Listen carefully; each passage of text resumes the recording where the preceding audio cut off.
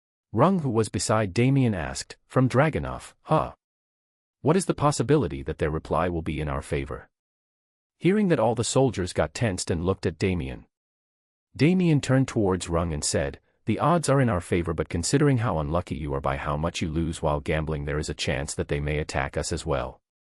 Hearing that, all of them looked towards Damien with a dumbfounded expression on their faces, but soon the soldiers grabbed their mouth so as to stop the laugh which was trying to escape from their mouth. Rung, who had tick marks on his forehead, glared at Damien and said, you know, Ian, your face is looking very punchable right now. Mind if I try it for a bit? Damien, who was wearing a mask, said, shut up, unlucky bastard, and hide your face. There might be a chance that a dragon might want to attack just because he saw your shitty face. I will go and check the situation with them, and immediately used his magic to enhance his body and jumped away, leaving behind a small cloud of dust. Rung, who saw Damien running away from him, growled in anger, but then he felt a hand on his shoulder and turned around and saw one of his subordinates. What? The subordinate then offered an iron helmet to him and said, it is not foolproof, but it might hide a bit of your face, which immediately ticked off Rung, and he took the helmet from him and smashed it on the ground and said, like hell I am going to hide my face. And then immediately the soldiers started laughing. Rung looked at the soldiers for a while and then sighed and thought, how the hell does he come up with such ways to calm the soldiers? The one of them said, but what Sir Ian said was true as well, you did lost a lot the last time we were playing. Then another one said, and the time before that. And the one before that as well. Hell, now that I think about it, he had never won even once while gambling. Yeah, there was a time when he even lost his undergarments and had to run back to home completely naked. Yeah. I did remember that, and at that time he lost to a 13-year-old brat, right? No, that was an 11-year-old girl. And so on. The soldiers started discussing about the heroic tales of Rung, which only pissed him more and more, and when he had enough of them, a suddenly killing intent fell onto the soldiers, which immediately made their bodies stiff. Rung glared at his soldiers and said in a cold voice, you bastards have some nerve to say that to my face. Don't forget that I still am the general here and you all are my subordinates. Hearing that, all of them got shocked on seeing their general speaking so coldly and were prepared for a punishment for their act. Rung then clenched his finest and said, fine, then it's decided. He then pointed his finger at the soldiers and said, once the situation is a bit better, then I will show you all who is unlucky. Gambling, is it? I will show you that I am not your general for show. After he declared that, all the soldiers looked at him with a dumbfounded expression on their faces and one of them said, General, I know that you earn a lot and have no lover as well, but at least try to save some money. Or you will be single forever. Yeah, General, don't be like that. We know that you are more than capable for the position of general. You do not need to give away your money to others like that. If you don't stop, then you won't be able to get married later. Now that I think about it, General has remained single for as long as he lived, right? Sniff *, yeah, our general always end up losing what all he saves while gambling, that he has no money left to propose some girl. Sniff *, he earns so much, but because of his luck at gambling he is left like that. Hell, he don't even have money to enjoy at those places and is still a virgin. Huh, General is still a virgin. Yeah, he neither have the looks not the money to date a girl, nor enough money to enjoy at those places. Even my kid lost his virginity last year, when I took him with me as a celebration for him reaching adulthood, and he is even younger than General. But I think that he have gone to that establishment once. We all went in group if I remember correctly.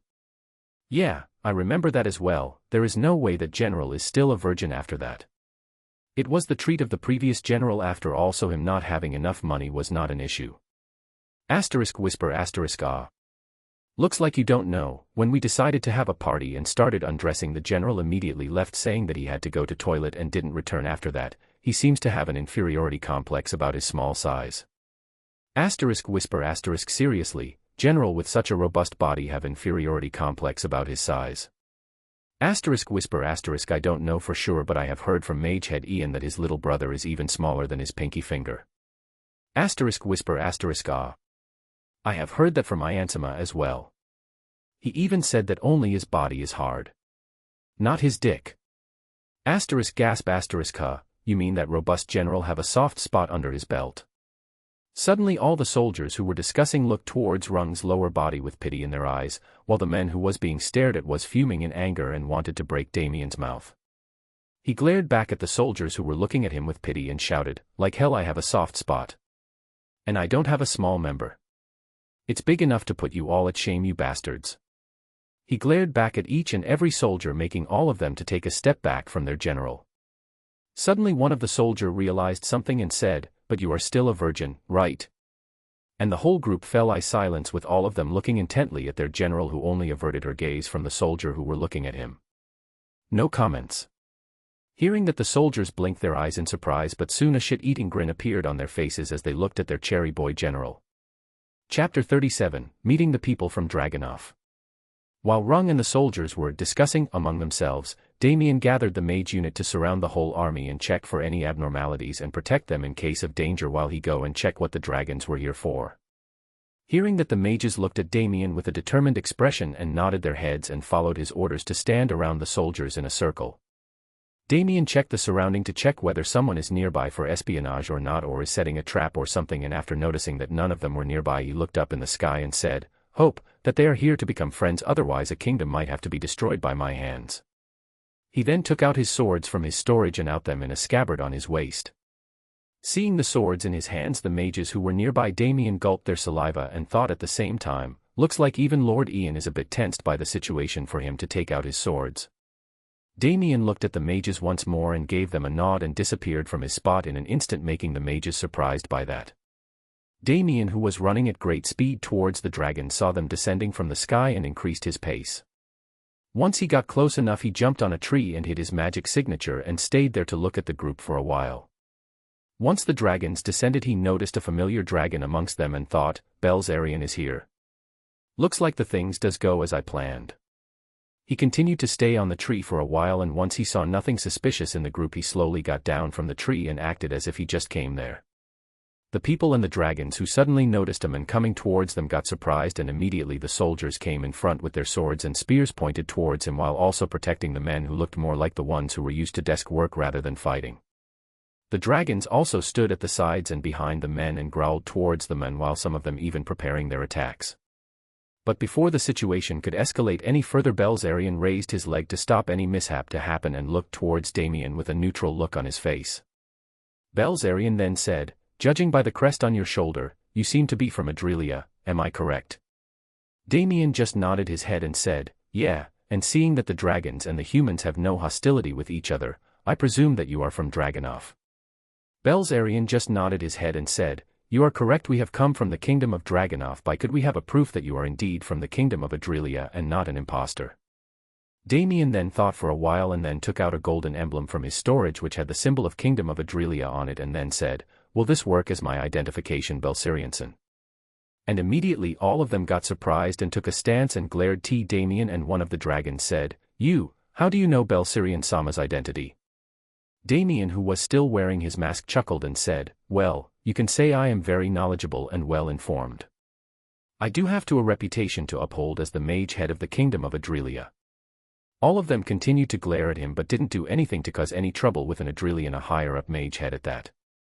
Belzerian calmed down and said, "Looks like there is no need to introduce myself, but still let me introduce myself. I am the sage dragon Belzerian, and I am here on the behalf of the kingdom of Dragonov to relay you the reply of our queen Irene regarding the alliance that Adrelia talked about."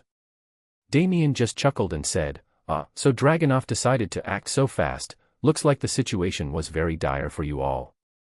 All the men and dragons groaned in annoyance from Damien's words, and even Belzerian felt a bit angry about it. Belzerian, who was looking at Damien with narrowed eyes, said, "Indeed, the situation on our side is very dire. Adrelia for sure played its cards right and waited patiently for this opportunity. Never I would have thought that Dragonov would be seeing such a day." Damien chuckled and said, "Oh my, thanks for the praise. I too feel a bit pride on seeing that my plan was actually this successful." Hearing that, the situation became more tense as the soldiers and the dragons now knew that the men who planned such an event was standing in front of them, and unconsciously the soldiers grilled their weapons tighter and the dragons started charging the attacks. Noticing that Belzerian was about to stop them but stopped since he wanted the masked men in front of him to know his place. But contrary to Belzerian's expectations, the masked men just remained standing silently for a while and then said, "If you are done with the show of your supremacy, I would advise you all to stop what you all are doing." Hearing that, all of them got surprised, but one of them snorted and said, "So, you want us to stop since you are feeling scared?" Damien just stretched his arms and said, "No, it's just that I don't want to kill someone who might be our potential allies. And immediately the people from Dragonoff became pissed, and one of the dragons, who looked relatively younger than the other dragons, said, "You are getting cocky here, to think that you can beat all of us here. Let me show you your place," and opened his mouth and started charging his breath attack. Seeing that the other dragons wanted to stop him, but before they were able to do anything, Damien was in the air on top of the dragons, making the dragon widen its eyes on surprise. Damien then punched the dragon on the head, making it immediately crash on the ground and give out a cry of pain. He then stood on Dragon's face and unsheathed his katana and pointed it in front of the dragon's eye and said, "So, where's my place, you were talking about?" Seeing the sudden action of the masked man, all the dragons and men were speechless except for Belzerian, who was shocked to his core and was panicking. "Stop. We apologize for his rudeness. He is still young. Please forgive his mistakes." Hearing that, the others snapped out of trance and looked towards the masked man with mixed emotions. Anger, respect, fear, apology were mixed in it. Damien looked at all of them and then back at the dragon and said, "So what do you say when you do something wrong?" The young dragon glared at Damien, seeing which Damien smirked behind his mask and used his magic to enhance his weight, causing the dragon's head to lower into the ground more and more and finally causing a lot of pain. Damien then used his magic again to slowly enhance the pain experienced by the dragon he was standing on, making him twitch his eyes and groan. "I am waiting, you know." The dragon clicked his tongue and said, "I am sorry." Damien smiled and sheathed his katana and stopped using his magic and jumped off the dragon and said, "As long as you understand." He then turned towards Belzerian and said, "So you want to discuss about the details with everyone here in my side, or do you want to talk somewhere more private, Belzerian?" Chapter 38, Damien and Belzerian. Belzerian looked at the men in front of him for a while and then said, "I would like to discuss something with you in private first, and then we can head back to Adrilia's camp and explain the situation to the soldiers and other people there. Is that fine with you?" Damien just nodded and got on top of Belzerian without asking and said, "Fine, let's go in the sky and very high at that. I have heard that dragons are perverts who have very good senses which help them smell panties and hear people having sex from quite a distance." Hearing that, almost all the dragons felt enraged, while some of the innocent ones averted their eyes, while the human soldiers looked at the dragons with a surprised expression on their faces. Belzerian just groaned in annoyance and said, "Fine," and then took off from the ground and flew high up in the sky. Once Damien noticed that both of them were quite far and high for the dragons to hear or see them, he reduced his weight with his magic and jumped off Belzerian and was literally floating by using his limbs like he was swimming in the air. He then used an enchantment to cast a levitation rune on him and was flying around easily because of his reduced weight. Belzerian looked at him in surprise and then thought, "He know enchanting too, huh?"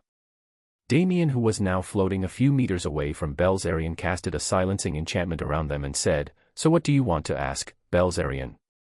Belzerian remained silent for a while and then gulped his saliva and asked, "Do you know someone by the name of Damien Blake?"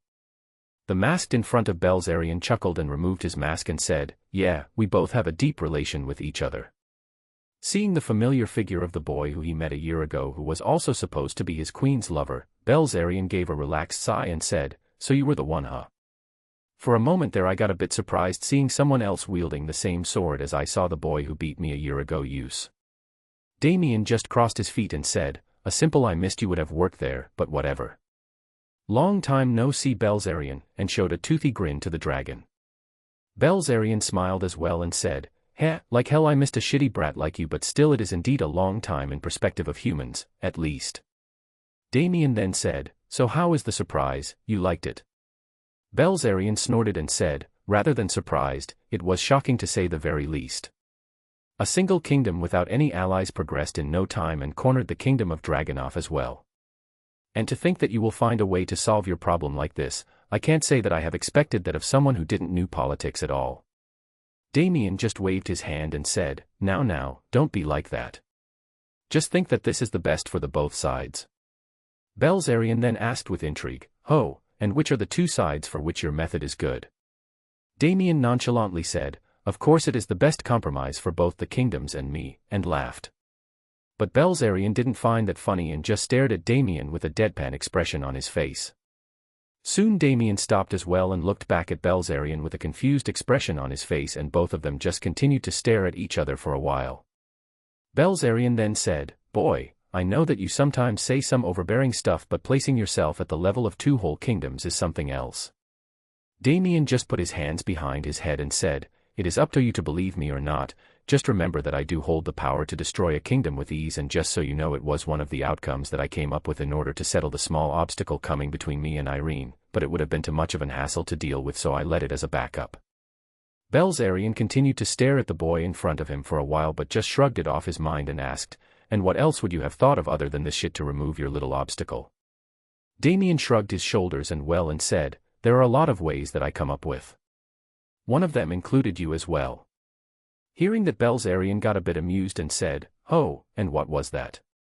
Damien then laid back on Belzarian's face and said, "Oh, I would have joined Adrelia as per the norm and then made up some shit stating, the sage dragon Belzarian of Dragonoff Kingdom impregnated one of our main dragons, causing a diplomatic issue over both the intercourse and the baby dragon. After all, it would be the child of one of the strongest dragons of both the kingdoms, which would cause more aggression, and for both the parties to settle down they would have to make an alliance, and then I would have used that as front to be with Irene." After he said that, both him and Belzarian got silent and none of them made a noise. Belzarian then said, "Basically, a fuck for a fuck." Damien chuckled and said, "Yeah, a fuck for a fuck." Both of them remained silent for a while until suddenly both of them started laughing out loud. Belzarian then stopped and said, "Like hell that can happen, you shit," and shook Damien off him. Damien, who got thrown from Belzarian's head, took a distance from him and said, "Hey, don't be mad, look on the bright side, you get to have a girl as well, you big old virgin. I am even helping you, acting as a wingsman and setting you up. It's a win-win for both of us." Belzarian glared at the shameless human in front of him and got angrier once he was realized of his virginity. Suddenly in Adrelia's army, one person among all of them sneezed and then thought, "Looks like someone was just called a virgin." The man then made a pitiful expression on his face and thought, "Don't lose hope, brothers, we will find someone, someday, I hope." Needless to say that this valiant man was none other than the general of the Adrelia's army, who was trying to encourage himself. Back to Sky, Belzarian continued to glare at Damien and then said, "I don't even want to know from where do you get this kind of ideas. But still, how would you have put the blame of fuck and run on me?" Damien just said with a deadpan look on his face, "Oh, not much problem there. I would have just led you, an agreeing female dragon, to a cave, cover it with dragon pheromone and enhance the sexual urges of the 2 dragons inside to the maximum, and then wait for you to rumble." Hearing that, Belzarian just twitched his lips and cursed him on the inside. Chapter 39, Damien's Plan. After Damien and Belzarian had their fair share of jokes and discussion, both of them decided that they should head back, as this has already become too late and the others might be irritated by their absence for so long. Damien put his mask back and decided to go back to his camp and explain the situation to his subordinates, while Belzarian go back to his people. Damien cancelled the silencing and barrier rune and flew towards his camp. Once he got there, he defended down and noticed Rung with a slightly sad aura. Soon one of the soldiers noticed him and immediately told the other soldiers, who immediately focused on him along with the higher-ups in the camp, and all the soldiers greeted him. Damien just raised his hand to stop them and said, "What happened? Did Rung lost another bet or what?" And immediately Rung's body flinched, while the soldiers were just trying to hold back their laughter, not wanting to irritate the already frustrated general, who not so long ago lost half of the money that he brought to the soldiers. Seeing their reactions, Damien just stared at Rung for a while, making the general uncomfortable by his gaze. Rung let him be for a while, but Damien didn't stop and continued to stare back at him. Gitthi. Rung looked at him but soon averted his eyes. Gitthi. Rung once again looked at him and tried to match his gaze, but still averted his eyes. Gitthi. Probably having enough of him, Rung's body began shaking. He looked at him with a glare and was about to say something, but Damien just looked away and kept a hand on his mouth and tried to control his laugh. Puffed. Seeing their mage head like that, the soldiers who have been holding back their laughter found it difficult to do the same, but still somehow managed to do it and turned their heads away from Rung. Rung, who saw that, wanted to say something, but Damien looked back at him, making him uncomfortable once again. Seeing that this was going nowhere, Rung was decided to argue with him but didn't get a chance to do so, as Damien just broke out laughing, seeing which the other soldiers started laughing as well, making Rung shake in embarrassment. "Shut it, you bastards," but that didn't help him and the others started laughing louder. After Damien and the others stopped laughing and Damien somehow calmed the raging general, he gathered all the higher-ups and discussed about the people and dragons who came from Dragonoff. Once he was done with the explanation, there was silence among the group and they just exchanged glances with each other and discussed with each other. After they all were done with the major politics and information transfer back to the Adrelia, all the higher-ups praised Damien for this achievement. After all, it was his idea from begin with and he worked for this all on his own as well, but Damien himself remained silent, and to the others it looked like he was still a bit uncertain or sad about this. Rung looked at his friend with a confused expression on his face and asked, "What's the matter, Ian? Is something wrong?" Damien looked at all of them and said, "I think I should go on ahead on my own and check whether they are really willing to form an alliance or if this is all just a trap to make us drop down our guard. You all should be knowing that in times of war like this, schemes are not really uncommon and there might be a chance that they are trying to set us up." Hearing that, all of them widened their eyes and immediately all of them got serious and started thinking. Damien, who said all that, looked at each of them and then thought, "Like hell, this is a scheme. They even sent Belzarian to talk this out. They are truly willing to go on with the alliance, but still I want to meet with Irene sooner, so some doubt must be placed here first." One of them then said, "But it is Dragunov we are talking about. They would not do something which will hurt their pride, and scheming like this will literally hurt their pride. A kingdom as great as Dragunov using such tactics against a single small kingdom like Adrelia. I can't think that their queen will allow something like this. They are even fighting the army of opposing dragons hidden rather than using schemes." Damien nodded his head and said, "True, but we are not even sure that they are from Dragunov to begin with. You all must have heard about it as well, but that there is a Dragunov opposing alliance." Hearing that, all of them nodded and said, "Yeah, those group of kingdoms grouping up and trying to take down Dragunov, I have heard of them. Recently they have been quite active." Damien nodded his head as well and said, "Yeah, I have even heard that they have got some dragons on their side as well. So it is highly likely that they have sent someone dressed as per from Dragunov after hearing about the alliance from one of their spies and are trying to cause a rift between the two kingdoms so as to break the alliance. They must not be wanting for this alliance because this will make their enemy even stronger, so they are trying to stop this while making our kingdom weak as well by attacking our army in surprise." All of them got silent and started thinking about what Damien said. The possibility of what Damien said was relatively high, as they have not yet seen anything which can prove that they are from Dragunov, and even if they did show something like that, the possibility of it being forged is there as well. Not knowing what to do about it, Rung looked at Damien and asked, "Then what do you say we should do? Because if what you just said came out true, not only us but the entire Adrelia will be wiped out because most of the soldiers and mages are here with us." Damien looked at Rung and said, "It might be a little risky but is worth a try. How about only me and Minister Clive go with them ahead of you all while you and the others bring the army towards Dragunov? If they are actually from Dragunov, then there will be no problem at all, but if they are not, then I am confident enough to get out of there with Minister Clive without a scratch." Hearing that, all of them got surprised by his plan and looked towards Clive, who started thinking about what he just heard and started considering the consequences. Meanwhile, a debate among the people started about the matter. They cannot let the life of two of the most important people of the kingdom get in danger even more. One of them is Damien, who have improved the current kingdom a lot. Seeing that things were reaching nowhere, Rung clapped his hands, immediately silencing and getting the attention of the others. He looked at Damien with narrowed eyes and asked, "Are you sure that you want to do this and is actually capable of getting out of the trouble without a scratch?" Damien just smirked and said, "Heh, I might even kill all of them, further decreasing the load on Adrelia." Rung nodded and looked towards Clive and asked, "And you, Mr. Clive, are you willing to take this risk?" Clive, who was a bearded old and thin man, gulped his saliva and said, "I really don't want to do this, but the life of people of Adrelia would be at stake if the situation turns to an unfortunate path. So I will place my trust on Iansima." Rung nodded and said, "No more discussions here. From the authority of the general of the army of Kingdom of Adrelia, I approve of this. Do any of you have to oppose?" and glared back at all of them. Seeing their general getting serious, all of them just nodded and decided to believe in him. Since the three higher-most people in the group have already accepted it, their words now would hardly make a difference. Seeing that none of them were going to speak now, Rung nodded and said, "Then it's settled."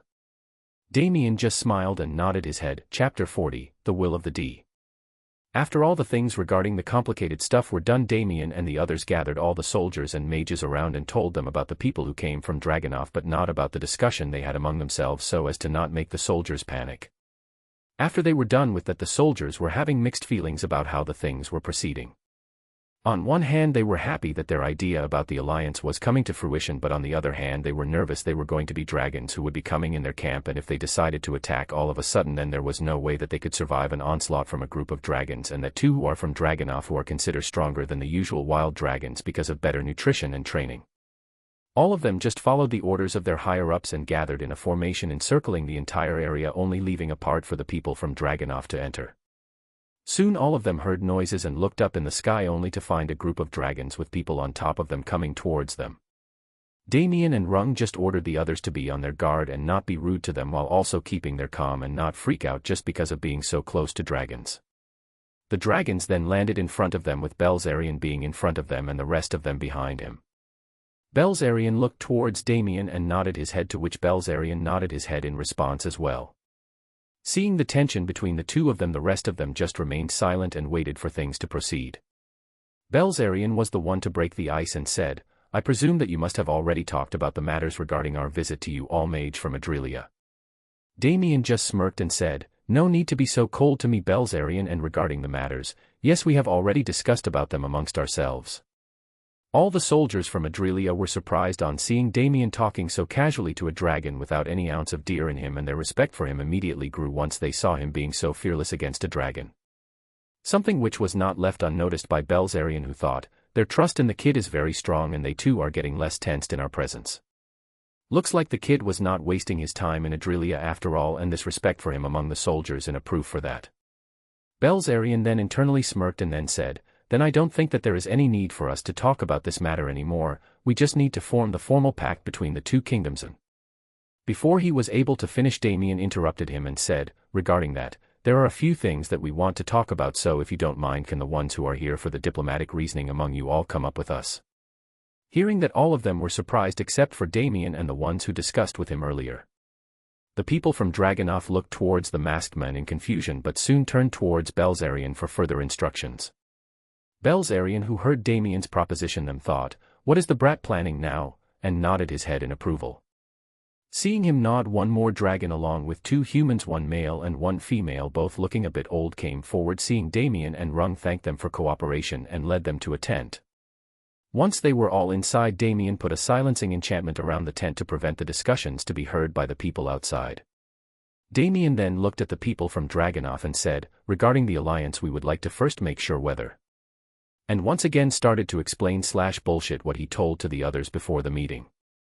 During the discussion, the people from Dragonoff were a bit angry since Adrelia was doubting them and thinking that they will use some underhanded tactics, but were not able to refute Damien's logic and finally agreed with him.